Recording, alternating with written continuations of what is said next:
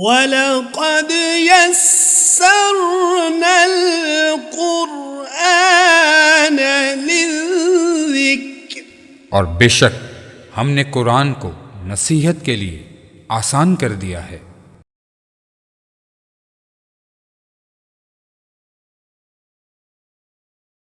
اعوذ باللہ من الشیطان الرجیم، بسم اللہ الرحمن الرحیم۔ محترم سامعین ذی وقار، اللہ رب العزت کے فضل و کرم اور حضور نبی اکرم صلی اللہ تعالیٰ علیہ وآلہ وسلم کے نعلین پاک کے تصدق سے عرفان القرآن کورس کے 29ویں لیکچر میں ہم شریک ہیں۔ آئیے حسب معمول آج کی تجوید کا سبق پڑھتے ہیں۔ تجوید میں آج جو چیز ہم پڑھنے جا رہے ہیں وہ ہے رفتار کے اعتبار سے قرأت کے کتنے طریقے ہیں۔ درجات تلاوت بھی اسے عام طور پہ کہا جاتا ہے اور اسے کیفیات تلاوت بھی کہا جاتا ہے۔ تو آئیے پڑھتے ہیں رفتار کے اعتبار سے قرأت کے طریقے۔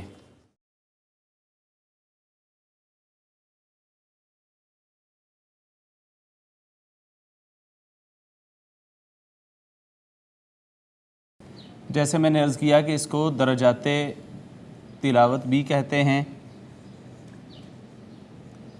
اور کیفیات تلاوت بھی کہتے ہیں۔ تو 4 طریقے ہیں اس کے۔ عام طور پر جو اردو کی کتابیں ہوتی ہیں اس میں 3 درج ہوتے ہیں، جو نیچے والے 3 ہیں۔ چوتھا عرب کتابوں میں بھی عام طور پہ یہ طریقہ رائج ہے اور پڑھا اور پڑھایا جاتا ہے، ہم وہ بھی یہاں پہ لکھیں گے۔ قراءہ بالتحقیق،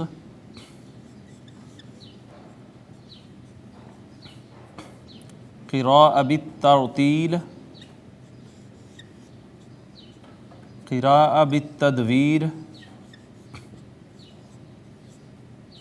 اور قراءہ بالحدر۔ جی ناظرین، یہ 4 طریقے ہیں جو رفتار کے اعتبار سے اسپیشلی نیچے والے 3 طریقے قرآن پاک کو پڑھنے کے حوالے سے ہیں کہ کتنی رفتار سے پڑھا جائے گا تو اس پہ کیا نام ہم دیں گے اس کو، اگر تیز پڑھا جائے گا تو اس کو کیا نام دیں گے، اور اگر آہستہ پڑھا جائے گا آواز میں یا درمیانی رفتار سے پڑھا جائے گا تو اس کو ہم کیا نام دیں گے۔ تو معزز ناظرین، سب یہ جو چاروں کے چاروں ہیں، ان سب کی تعریفات میں ایک جملہ قدر مشترک ہے، وہ ہم یہاں پہ لکھ لیتے ہیں۔ وہ یہ ہے، قواعد تجوید کا لحاظ رکھتے ہوئے، قواعد تجوید کا لحاظ رکھتے ہوئے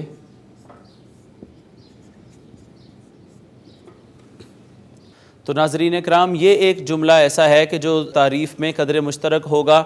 اب آئیے قراءہ بالتحقیق سے مراد قواعد تجوید کا لحاظ رکھتے ہوئے استاذ کے سامنے معنی و مطالب کو مد نظر رکھ کر قراءت کرنا، یہ قراءہ بالتحقیق ہوتا ہے۔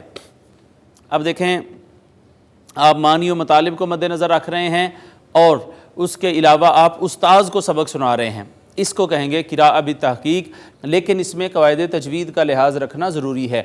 اگلی چیز ہے قراءہ بالترتیل۔ قراءہ بالترتیل اسی طرح جیسے میں نے عرض کیا، قواعد تجوید کا لحاظ رکھتے ہوئے خوب ٹھہر ٹھہر کر پڑھنا۔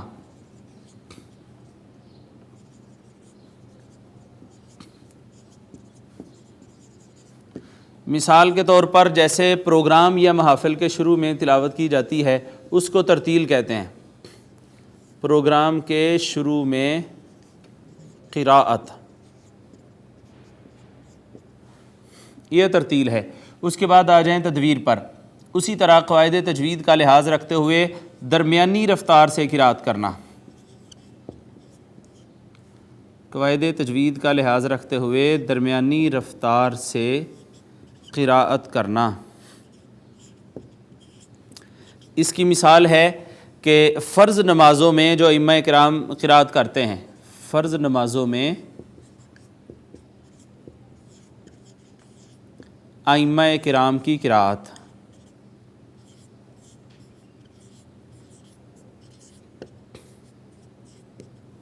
جی ناظرین، یہ استاذ کو سبق سنانا، یہ ہے خوب ٹھہر ٹھہر کر پڑھنا، جیسے پروگرام یا محافل کے شروع میں تلاوت کی جاتی ہے، قراءت کی جاتی ہے۔ تدویر کہتے ہیں فرض نمازوں میں جو ائمہ کرام قراءت فرماتے ہیں درمیانی رفتار سے، اس کو تدویر کہتے ہیں۔ اور حدر کہتے ہیں قواعد تجوید کا لحاظ رکھتے ہوئے جلدی اور تیزی سے پڑھنا۔ جلدی اور تیزی سے پڑھنا۔ اس میں پھر آپ دیکھیں کہ بے شک جلدی اور تیزی سے پڑھنا ہے، لیکن قواعد تجوید کا ہم نے لحاظ رکھنا ہے۔ تو اس کی مثال ہے نماز تراویح میں جو قرات کی جاتی ہے، نماز تراویح میں قراءت۔ جی تو ناظرین، یہ 4 طریقے تھے قرات کے جو ہم نے پڑھے ہیں۔ رفتار کے اعتبار سے قرات کے طریقے ان کو کہہ سکتے ہیں، ان کو درجات تلاوت کہہ سکتے ہیں، ان کو کیفیات تلاوت کہہ سکتے ہیں۔ قراءۃ بالتحقیق، قراءۃ بالترتیل، قراءۃ بالتدویر اور قراءۃ بالحدر۔ میں پھر دہراتا ہوں، قراءۃ بالتحقیق یہ ہے قواعد تجوید کا لحاظ رکھتے ہوئے استاذ کے سامنے معنی و مطالب کو مد نظر رکھ کر پڑھنا۔ نمبر 2، قواعد تجوید کا لحاظ رکھتے ہوئے خوب ٹھہر ٹھہر کر پڑھنا، جیسے پروگرام یا محافل کے شروع میں تلاوت کی جاتی ہے۔ نمبر 3، قراءۃ بالتدویر ہے، قواعد تجوید کا لحاظ رکھتے ہوئے درمیانی رفتار سے پڑھنا، جیسے فرض نمازوں میں ائمہ کرام قراءت کرتے ہیں۔ اور اسی طرح قراءۃ بالحدر یہ ہے کہ قواعد تجوید کا لحاظ رکھتے ہوئے جلدی اور تیزی سے پڑھنا، جیسے نماز تراویح میں تلاوت کی جاتی ہے۔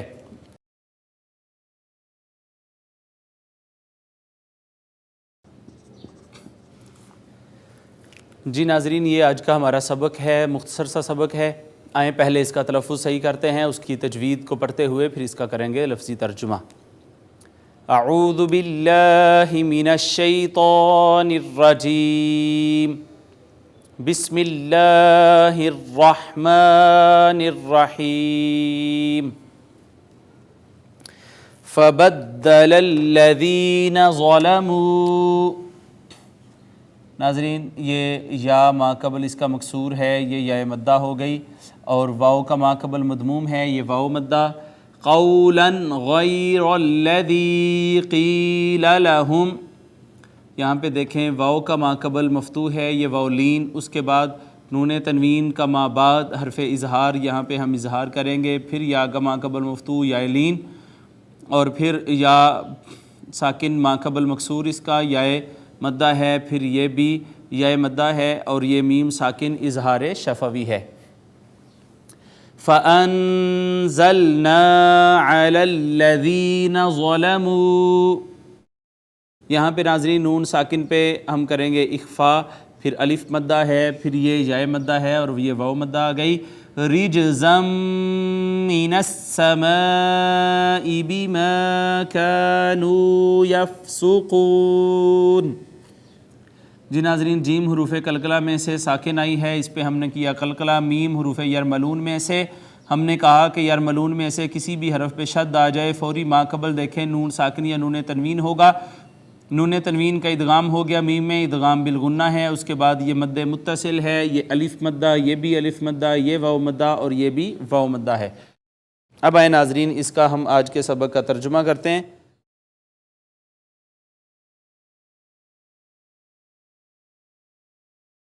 فا کا معنی ہے پس،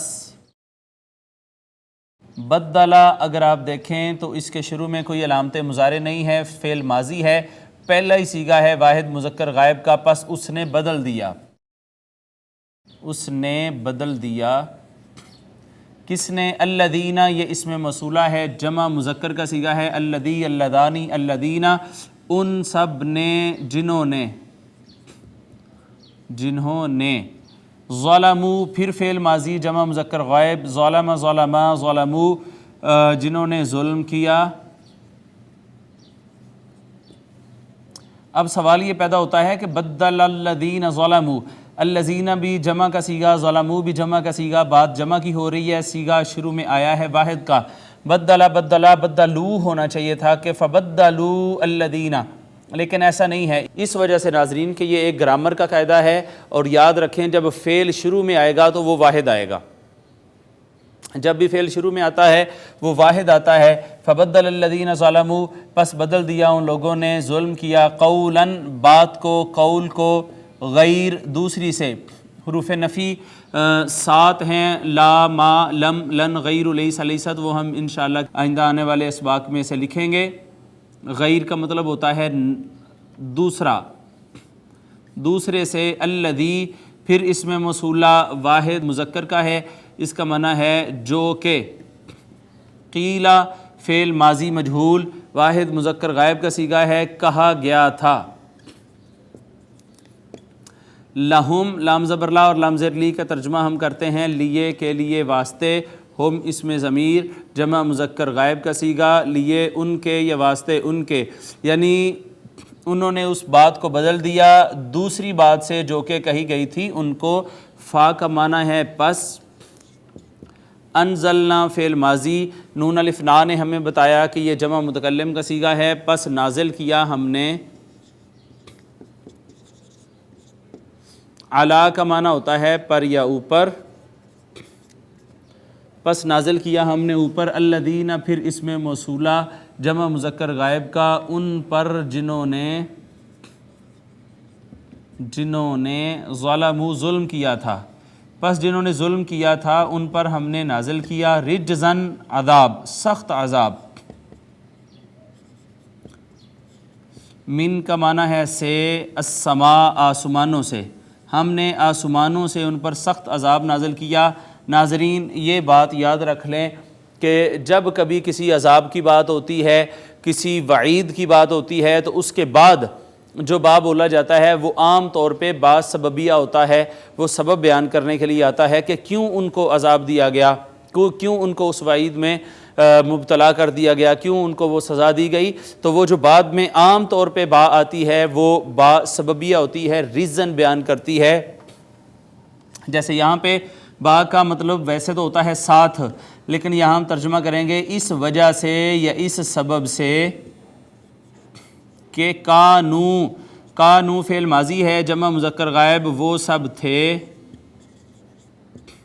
پھر آگے فعل مضارع ہے یفسقون فعل مضارع جمع مذکر غائب کا صیغہ ہے، نافرمانی کرنے والے، لیکن فعل مضارع پر کان یکون لگتا ہے تو ناظرین وہ ماضی استمراری کا فائدہ دیتا ہے، یہ ماضی استمراری پاسٹ کنٹینیوس کا صیغہ ہے۔ کانو یفسقون وہ سب تھے مسلسل نافرمانیاں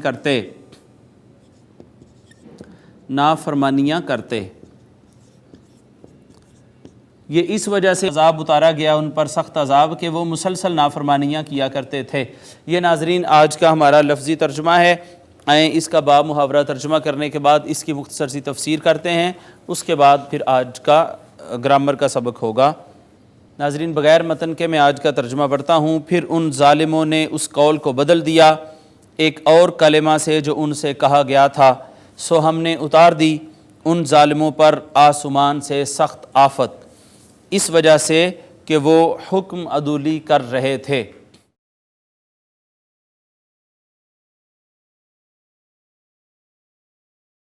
معزز ناظرین یہ جمعہ کا واقعہ ہے جب بنی اسرائیل کو فتح عطا ہوئی۔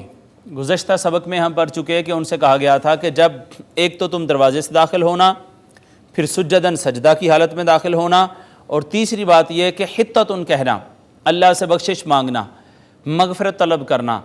ایک تو یہ ہے کہ انہوں نے اللہ رب العزت کے احکام کا استہزاء کیا، مذاق اڑایا، وہ ایسے کہ کہا گیا تھا کہ تم نے سجدہ کی حالت میں جانا ہے، وہ رینگنا شروع ہو گئے، اور جب رینگتے ہوئے گئے تو پھر آگے اپنی زبانوں سے بھی حطتن کی بجائے حنطتن کہنے لگے۔ حنطتن ایک دانے کو کہتے ہیں، اور کچھ تفاسیر میں آیا ہے کہ وہ کہنے لگے حبۃ فی شعرۃ، اس کا مطلب تھا کہ گندم کا دانہ۔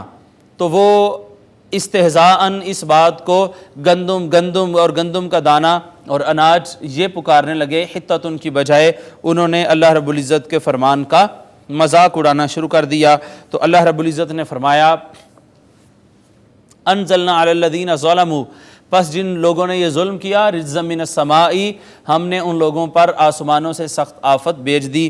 حاضرین مکرم، اللہ رب العزت جن کو انعامات عطا فرماتا ہے، اپنی نعمتیں جن کو دیتا ہے اور اپنی رحمتوں سے جن کو نوازتا ہے، وہ کہتا ہے کہ فسبح بحمد ربک واستغفر، پھر اللہ کی زیادہ سے زیادہ تسبیح بھی بیان کریں اور اس سے استغفار طلب کریں اور اس سے مغفرت طلب کریں۔ اگر کوئی ایسا نہیں کرتا تو اس کے لیے دیکھ لیں وعید ہے، اور اگر کوئی اللہ کی نعمتوں پر شکر ادا کرتا ہے تو اس کا فرمان ہے لئن شکرتم لازیدنکم، اگر تم شکر ادا کرو گے تو شکر ادا کرنے والوں کے لیے ہم اپنی نعمتیں اور بڑھا دیتے ہیں۔ یہ آج کی مختصر سی تفسیر تھی۔ اب آئیے چلتے ہیں اپنے لیکچر کے چوتھے حصہ کی جانب، جس کا نام ہے حصۃ القواعد۔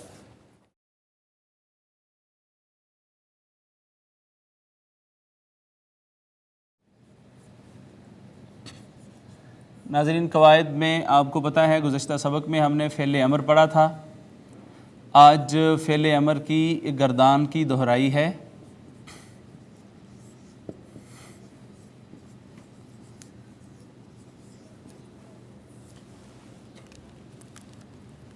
اسی طرح ہم ٹیبل بنائیں گے، واحد، تثنیہ، جمع۔ ہم نے عرض کیا تھا کہ اگر یہ ٹیبل آپ کو بنانا آ گیا تو آدھی گردان آپ کو ویسے ہی آ گئی۔ یہ جیسے میں اس میں لائنیں کھینچتا ہوں،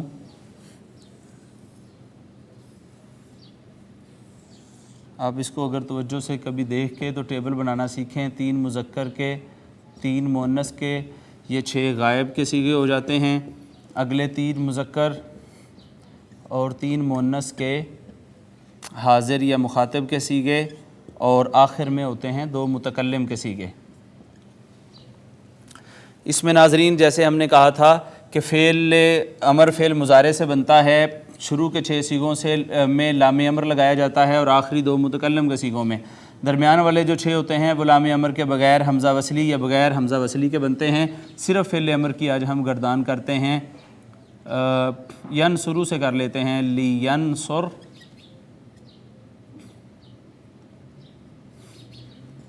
لینصرا، لینصرو،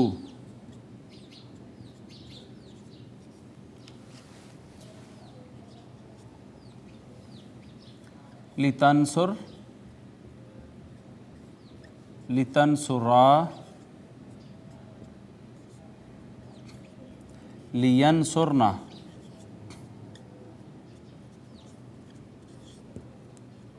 جی اسی طرح انصر، چونکہ اس کا عین کلمہ مضموم ہے، انصر، انصرا، انصرو، انصری،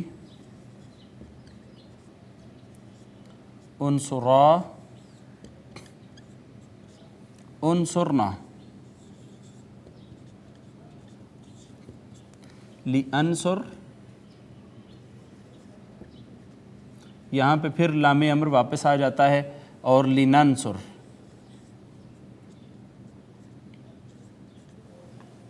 جی ناظرین، یہ آج کی گردان ہے۔ فعل امر کی گردان ہم نے مکمل کی نصر ینصر باب سے، اور لینصر، لینصرا، لینصرو، لتنصر، لتنصرا، لینصرنا، انصر، انصرا، انصرو، انصری، انصرا، انصرنا، لانصر، لننصر۔ اسی طریق پر آپ دیگر جو فعل امر کی گردانیں ہیں وہ بھی کر سکتے ہیں۔ اس کی پریکٹس کیجئے، ذہبا سے، جالسا سے، نظرا سے، کتبا سے اور دارسا سے۔ اب آئیں اپنے لیکچر کے آخری حصہ کی جانب۔ آج کی دعا بہت خوبصورت دعا ہے ناظرین۔ آج حاجت روائی کی جو دعا ہے وہ ہم کر رہے ہیں۔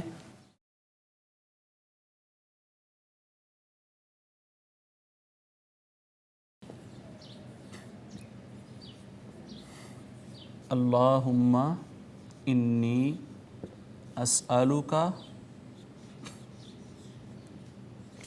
و اتوجہ الیک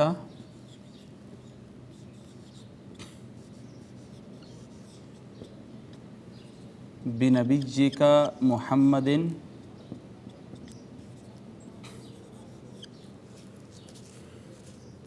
نبی الرحمتی فی حاجتی ہذہ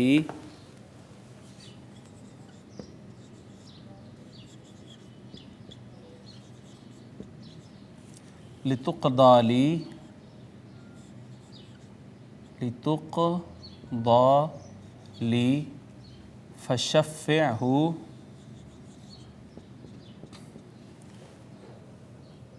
فیہ۔ ناظرین اس کو اعراب لگائیں، بہت ہی خوبصورت دعا ہے۔ آقا علیہ الصلوۃ والسلام کے وسیلہ پاک سے اور توسط سے اللہ رب العزت کی بارگاہ میں اللہم انی اسألک و اتوجہ الیک بنبیک محمد نبی الرحمتی فی حاجتی ہذہ لتقضی لی فشفعہ فی۔ ناظرین اس کا اب کرتے ہیں ترجمہ۔ اس کا ترجمہ ہے: اے ہمارے اللہ، بے شک میں تجھی سے سوال کرتا ہوں اور تیری طرف متوجہ ہوتا ہوں تیرے نبی کریم صلی اللہ علیہ وآلہ وسلم کے وسیلہ سے، تیرے نبی کریم صلی اللہ تعالی علیہ وسلم جو کہ نبی رحمت ہیں کے وسیلہ سے کہ تو میری حاجت پوری فرما، تو میری حاجت روائی فرما۔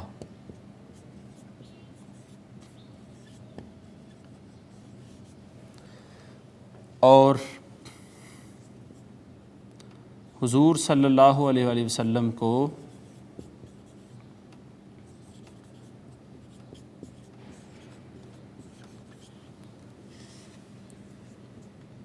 میرے لیے یا میرے حق میں شفیع بنا دے، یعنی حضور کو میرے حق میں شفاعت کرنے والا بنا دے، حضور کی شفاعت مجھے نصیب فرما۔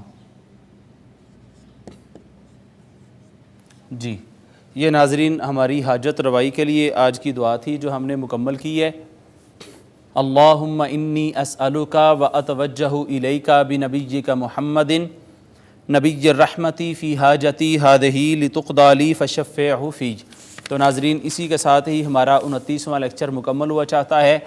تجوید میں ہم نے آج رفتار کے اعتبار سے قراءت کے 4 طریقے پڑھے ہیں: قراءۃ بالتحقیق، قراءۃ بالترتیل، قراءۃ بالتدویر اور قراءۃ بالحدر۔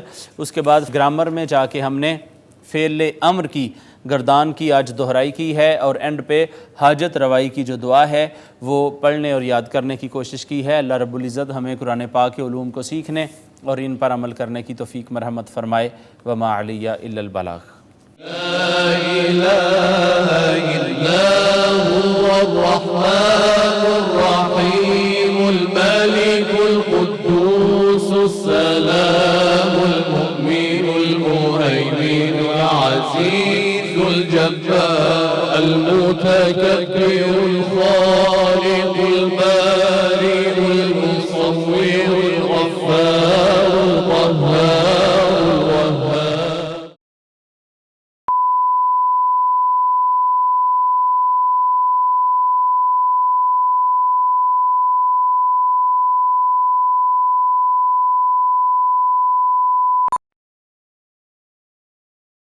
وَلَقَدْ يَسَّرْنَا الْقُرْآنَ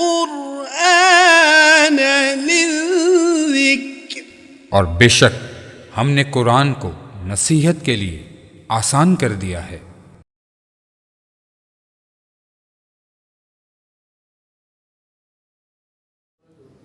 اعوذ باللہ من الشیطان الرجیم، بسم اللہ الرحمن الرحیم۔ معزز ناظرین و سامعین، اللہ جل مجدہ کے فضل و کرم اور حضور نبی رحمت صلی اللہ تعالی علیہ وآلہ وسلم کے نعلین پاک کے تصدق سے عرفان القرآن کورس کے 30ویں لیکچر میں آج ہم شریک ہیں۔ ناظرین، حسب معمول تجوید کا سبق، تجوید میں آج ہم پڑھنے جا رہے ہیں کہ نون ساکن اور نون تنوین میں کیا فرق ہوتا ہے۔ تو آئیے آج کی تجوید کا سبق پڑھتے ہیں۔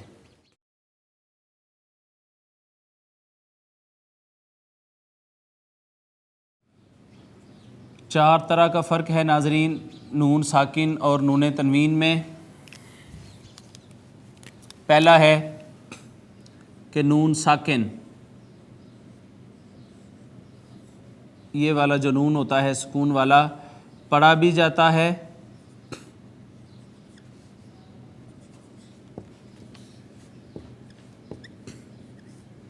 اور لکھا بھی جاتا ہے۔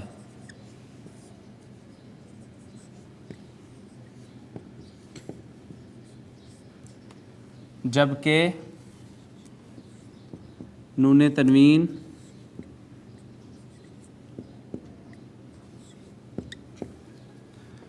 پڑھا جاتا ہے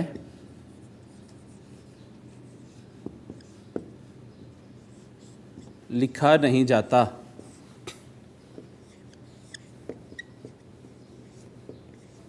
مثال کے طور پر حمزہ دو زبر ان ہے، ان، تو دیکھیں کہ نون، یہ اس تنوین کے اندر اس کا نون ہے، ان ہم نے کہا، ہم نے یوں پڑھا اس کو، یہ جو نون ہے یہ یہاں لکھا نہیں گیا بظاہر لیکن یہ پڑھا گیا ہے، تو ناظرین اس کو نون تنوین کہتے ہیں۔ اس کے اندر ایک نون ہوتا ہے جو لکھا نہیں جاتا بلکہ پڑھنے میں آتا ہے۔ نمبر 2، نون ساکن وصل اور وقف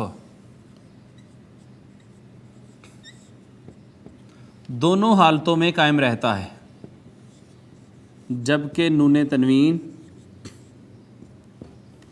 یہ تنوین چونکہ آتی ہی اسم کے آخر میں ہے، نون تنوین جو ہے، تو یہ اسم جب کسی اسم پر آپ وقف کرتے ہیں تو یہ پھر وقف کی وجہ سے اس کو ختم کر دیا جاتا ہے، جبکہ نون تنوین وقف میں گر جاتا ہے یا گرا دیا جاتا ہے، وقف میں باقی نہیں رہتا۔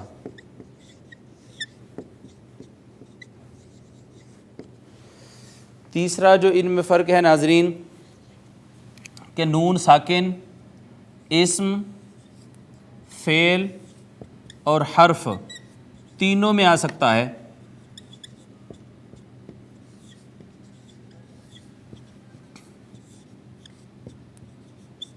جبکہ نون تنوین یعنی دو زبر دو زیر اور دو پیش، یہ تو ہم پڑھ چکے ہیں کہ دو زبر دو زیر اور دو پیش، اس کو نون تنوین کہتے ہیں، جبکہ نون تنوین صرف اسم کے آخر میں آتا ہے۔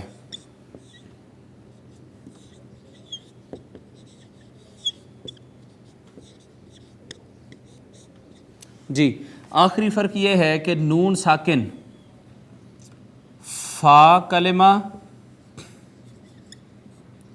اور عین کلمہ پر بھی آ سکتا ہے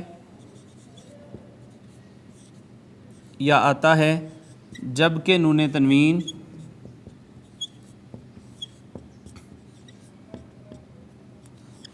صرف نون ساکن اور نون تنوین فا کلمہ اور عین کلمہ پر بھی آتا ہے، جبکہ نون تنوین صرف لام کلمہ کے اوپر آتا ہے، یعنی اسم کے آخری حرف کے اوپر نون تنوین آئے گی، دو زبر دو زیر دو پیش ناظرین کبھی بھی پہلے یا دوسرے حرف پر نہیں آتی، اسم کا جو آخری حرف ہوتا ہے جو لام کلمہ ہوتا ہے اس کے اوپر آتی ہے۔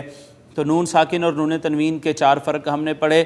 پہلا یہ پڑھا کہ نون ساکن لکھا بھی جاتا ہے، پڑھا بھی جاتا ہے، جبکہ نون تنوین جو ہے وہ لکھا نہیں جاتا، صرف پڑھا جاتا ہے۔ دوسرا ہم نے یہ پڑھا کہ نون ساکن وصل اور وقف دونوں حالتوں میں باقی رہتا ہے، جبکہ نون تنوین وقف میں گرا دیا جاتا ہے۔ تیسرا ہم نے پڑھا کہ نون ساکن اسم فعل حرف تینوں میں آتا ہے، جبکہ نون تنوین صرف اسم پر داخل ہوتا ہے۔ اور آخری چیز یہ ہم نے پڑھی کہ نون ساکن اسم کے یا کسی بھی کلمہ کے پہلے حرف پر یعنی فا کلمہ، عین کلمہ، لام کلمہ تینوں جگہوں پہ ہو سکتا ہے، جبکہ نون تنوین صرف لام کلمہ پر ہی واقع ہوتا ہے، یعنی آخری حرف کے اوپر آتا ہے۔ تو ناظرین یہ آج کی تجوید کا سبق تھا۔ اب آئیے چلتے ہیں اپنے لیکچر کے اگلے حصہ کی جانب۔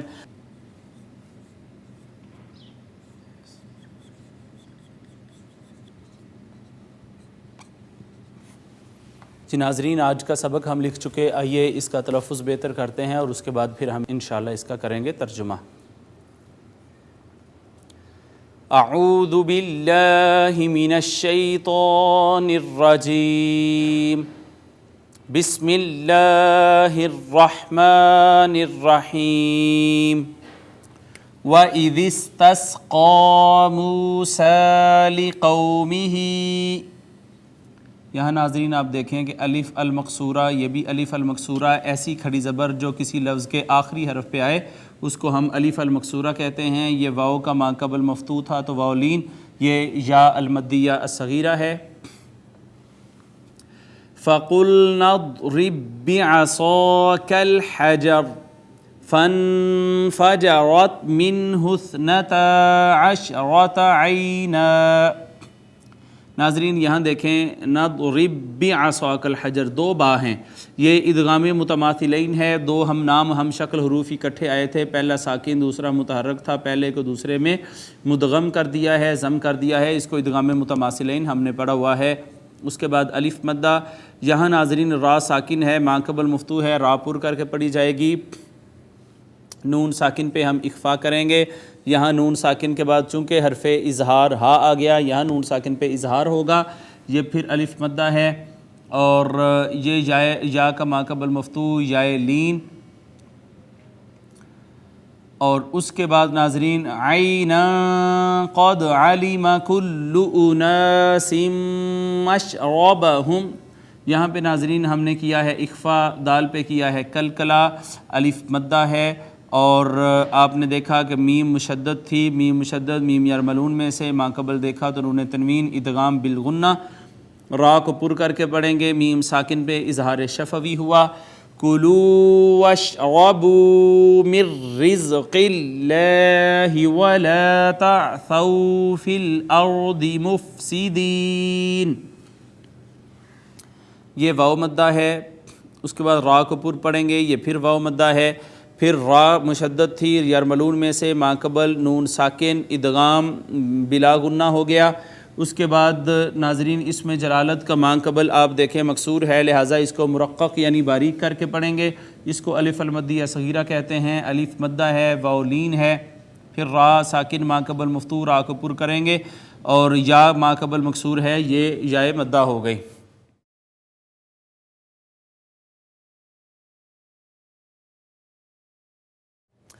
جی ترجمہ کرتے ہیں، واو کا ترجمہ اور اذا کا ترجمہ ہوتا ہے جب اور جب، استسقا سین تا کا مطلب ہوتا ہے چاہنا، سقیا کہتے ہیں سقا یسقی پانی کو کہتے ہیں پانی پلانا، و اذ استسقا فعل ماضی واحد مذکر غائب، اس نے پانی مانگا، اس نے پانی چاہا، اس نے پانی طلب کیا، جب پانی مانگا، موسیٰ علیہ السلام نے جب پانی مانگا، لام زیر لیے کے لیے، واسطے قوم کے واسطے، کس کی قوم کے واسطے، ہی اس میں ضمیر واحد مذکر غائب کی، مرجع موسیٰ اپنی قوم کے واسطے جب موسیٰ علیہ السلام نے پانی مانگا، فا کا معنی ہے پس، قلنا فعل ماضی جمع متکلم کا صیغہ ہے، نون الف نا اینڈ پہ آیا، کہا ہم نے کہا ادرب ناظرین آپ دیکھ لیں یہ بنا ہے تدریبو سے تا علامت مضارع غیرائی، اس کے بعد ضاد جو تھی وہ پڑھی نہیں جا رہی تھی، شروع میں حمزہ وصلی لے کے آئے، حمزہ وصلی کا اعراب عین کلمے کی حرکت زیر تھی، پیچھے بھی زیر دے دی، لیکن جب پیچھے نون کو ہم نے ضاد کے ساتھ ملا کے پڑھا تو حمزہ وصلی کی ضرورت نہ رہی، حمزہ وصلی کی ضرورت تو وہاں آتی تھی جہاں وصل نہیں ہو رہا ہوتا تھا اور پڑھا نہیں جا رہا ہوتا تھا، یہاں پہ چونکہ نون کی فتحہ سے وصل ہو رہا ہے لہٰذا حمزہ وصلی گرا دیا گیا، فقلنا کہا ہم نے ادرب تو مار، با کا معنی ہے ساتھ، عصا کہتے ہیں عصا کو لاٹھی کو، تو لاٹھی مار، کا اس میں ضمیر ہے، واحد مذکر حاضر کا یہ صیغہ ہے، اس کا مطلب ہے تو تجھ یا تیرا، یہاں ہوگا اپنی، تو اپنی عصا کو مار، اپنی لاٹھی مار، الحجر پتھر پر، فا کا مطلب ہے پس، آگے ہے انفجرت باب انفعال ہے، انفجر ینفجر انفجار ہوتا ہے پھٹ جانا، بلاسٹ ہو جانا، فا پس انفجرت فعل ماضی واحد مؤنث غائب کا صیغہ ہے، پھٹ پڑے یا پھوٹ پڑے، من کا مطلب ہے سے، ہو اس میں ضمیر واحد مذکر غائب کا صیغہ ہے، اس کا مرجع حجر ہے، اس پتھر سے پھوٹ پڑے، اثنتا عشرہ 12 عیناً چشمے، اس پتھر سے 12 چشمے پھوٹ پڑے، قد فعل ماضی پر داخل ہوتا ہے اور اس کو ماضی قریب کے معنی میں لے جاتا ہے، قد تحقیق، عالمہ فعل ماضی واحد مذکر غائب پہچان لیا، فوری پہچان لیا، کلو ہر، اناس لوگوں میں سے، لوگوں کے تمام گروہوں میں نے فوری پہچان لیا، مشرب شرب کی جمع پینے کی جگہ یعنی گھاٹ کو پہچان لیا۔ ہم اس میں ضمیر جمع مذکر غائب، انہوں نے اپنے اپنے گھاٹ کو انہوں نے پہچان لیا۔ اور اللہ رب العزت نے فرمایا کلو۔ ناظرین گزشتہ 2 اسباق میں ہم نے فعل امر مکمل کیا۔ کلو یہ فعل امر جمع مذکر حاضر کا صیغہ ہے، تو یہ اس کا ترجمہ ہے تم سب کھاؤ۔ وشربو واو کا معنی ہے اور، تم سب پیو۔ شراب اور شرب سے، شراب پینے کی چیز کو عربی میں ہر پینے والی چیز کو شراب یا مشروب کہتے ہیں۔ وشربو تم سب پیو۔ من کا ترجمہ ہم ہمیشہ کرتے ہیں سے، رزق اللہ اللہ کے رزق سے، اللہ کے رزق میں سے کھاؤ اور پیو۔ واو کا معنی اور، لا حرف نہیں ہے۔ دیکھ لیں ناظرین حرف نہیں حروف جوازم میں سے، یہ اصل میں تعثو نہ تھا، نون رابی لام الف لا نے گرا دیا ہے۔ یہ فعل مضارع میں کسی کام کو منع کرنے کے معنی میں آتا ہے، ولا اور نہ۔ تعثو تم تباہی کرو، تم تباہی مچاؤ۔ فی الارضی فی میں ارض زمین، زمین میں تباہی مت پھیلاؤ۔ مفسدین فسادی بن کر، یا نون جمع کے لیے ترجمہ سب یا سارے، مفسد فسادی، فسادی بن کر زمین میں تباہی مت پھیلاتے پھرو۔ یہ ناظرین آج کا لفظی ترجمہ۔ آئیے با محاورہ ترجمہ کے ساتھ اس کی مختصر سی تفسیر کرتے ہیں۔ اور وہ وقت بھی یاد کرو جب موسیٰ علیہ السلام نے اپنی قوم کے لیے پانی مانگا تو ہم نے فرمایا اپنا عصا اس پتھر پر مارو، پھر اس پتھر سے پھوٹ پڑے 12 چشمے۔ واقعتاً ہر گروہ نے اپنا اپنا گھاٹ پہچان لیا۔ ہم نے کہا اللہ کے عطا کردہ رزق سے کھاؤ اور پیو، لیکن زمین میں فساد انگیزی نہ کرتے پھرو۔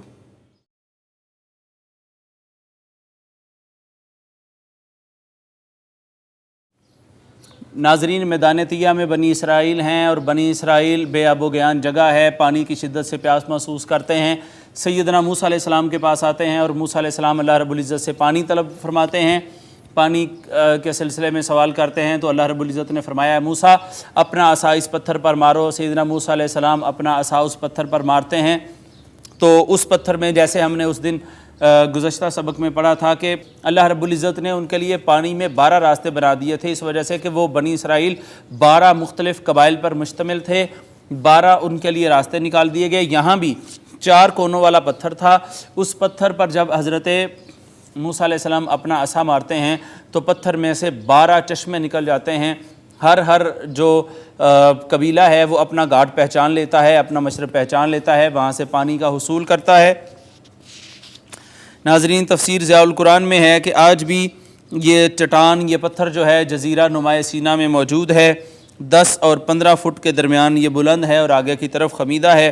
اسی طرح معزز ناظرین حضرت ابن عباس ترجمان القرآن رضی اللہ تعالیٰ عنہ آپ فرماتے ہیں کہ یہ 4 کونوں والا پتھر تھا جو ان کے ساتھ ہی رہتا تھا۔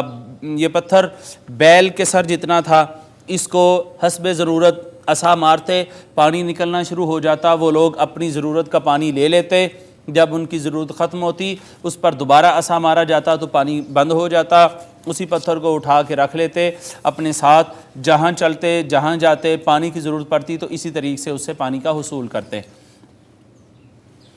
پھر ایک اور تفسیر میں ہے، تفسیر ابن کثیر میں کہا گیا کہ یہ پتھر طور پہاڑ کا تھا اور 1 ہاتھ لمبا اور 1 ہاتھ چوڑا تھا۔ بعضوں نے کہا یہ جنتی پتھر تھا، 10 ہاتھ چوڑا اور لمبا تھا، اور اس کی 2 شاخیں تھیں جو چمکتی رہتی تھیں۔ تفسیر منہاج القرآن میں اس کی ایک روحانی تفسیر کی گئی ہے ناظرین، وہ یہ ایک فائدہ بیان کیا گیا کہ مختلف ارواح کے لیے معارف الہیہ کے جدا جدا مشارب ہیں جہاں سے وہ اپنا اپنا حصہ لیتی ہیں۔ عارف روحوں کو ان کی پہچان عطا کی جاتی ہے، کسی کا مشرب مقام حیرت ہے، کسی کا مقام وصال، کسی کا مقام فنا ہے اور کسی کا مقام بقا، کسی کا مقام جلال ہے، کسی کا مقام جمال، کسی کا عالم مکتوب ہے، کسی کا عالم جبروت۔ ہر روح کو اس کی پیاس اور ذوق کے مطابق شراب طہور اور شراب معرفت پلائی جاتی ہے۔ ناظرین، یہ آج کی مختصر سی تفسیر۔ اب آئیے چلتے ہیں آج کے حصۃ القواعد کی جانب۔ حصۃ القواعد میں آج ہم پڑھیں گے حروف نفی، جو کہ 7 ہیں اور تمام کے تمام نفی کے معنی میں استعمال کیے جاتے ہیں۔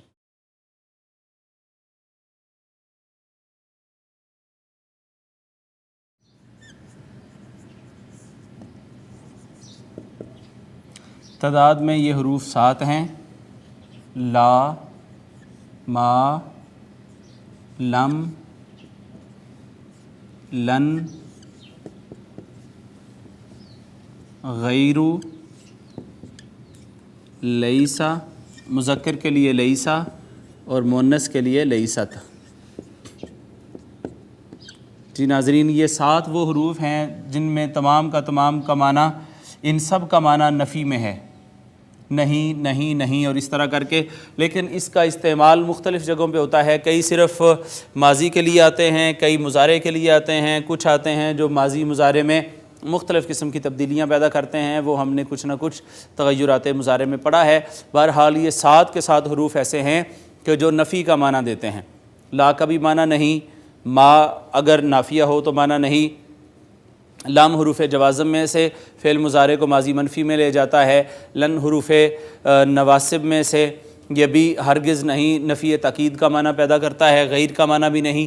جیسے اس سے پہلے سبق میں ہم پڑھ چکے ہیں کہ قولاً غیر الذی، دوسرے سے، جو اصلی تھا اس سے نہیں، دوسرے سے انہوں نے بدل دیا۔ لیسا کا معنی نہیں اور مؤنث ہو تو لیست بولا جاتا ہے۔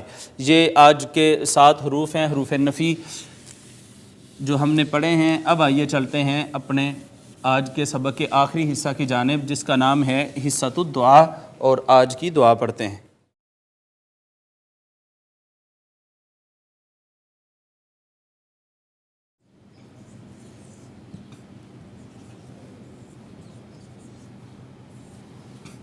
ناظرین، آج کی جو دعا ہم پڑھنے جا رہے ہیں وہ بھی سفر کی دعا،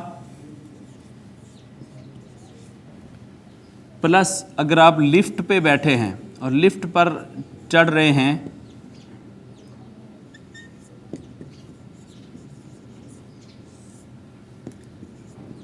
تو بھی یہی دعا آپ پڑھیں گے۔ یہ دعا اس سے پہلے بھی ہم ایک دفعہ پڑھ چکے ہیں، اس کو ایک دفعہ آج پھر ہم دہرائیں گے۔ سبحان الذی سخر لنا ھذا وما کنا لہ مقرنین وإنا إلی ربنا لمنقلبون۔ اس کا ترجمہ ہے ناظرین، پاک ہے وہ ذات جس نے ہمارے لیے اسے یعنی سواری کو مسخر کر دیا، حالانکہ ہم اس کی طاقت نہیں رکھتے تھے، یعنی سواری کو ہم از خود مسخر کرنے کی طاقت نہیں رکھتے تھے، اور ہم اپنے رب کی طرف ضرور لوٹ کر جانے والے ہیں۔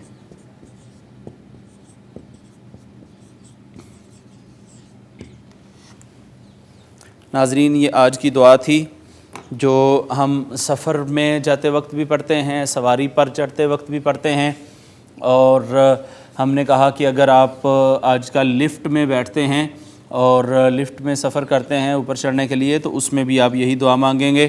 ناظرین، آج کا 30واں لیکچر ہمارا مکمل ہوا چاہتا ہے۔ تجوید میں ہم نے نون ساکن اور نون تنوین کے احکام پڑھے، ترجمہ تفسیر کرنے کے بعد قواعد میں ہم نے حروف نفی پڑھے، اور آج لفٹ پر چڑھتے وقت کی دعا یا سفر کرتے وقت کی دعا پڑھی ہے۔ اس کے ساتھ ہی ناظرین آج کا 30واں لیکچر مکمل ہوا چاہتا ہے۔ اللہ رب العزت ہمیں یہ چیزیں یاد رکھنے اور قرآنی تعلیمات پر عمل پیرا ہونے کی توفیق عطا فرمائے۔ وما علیہ الا البلاغ۔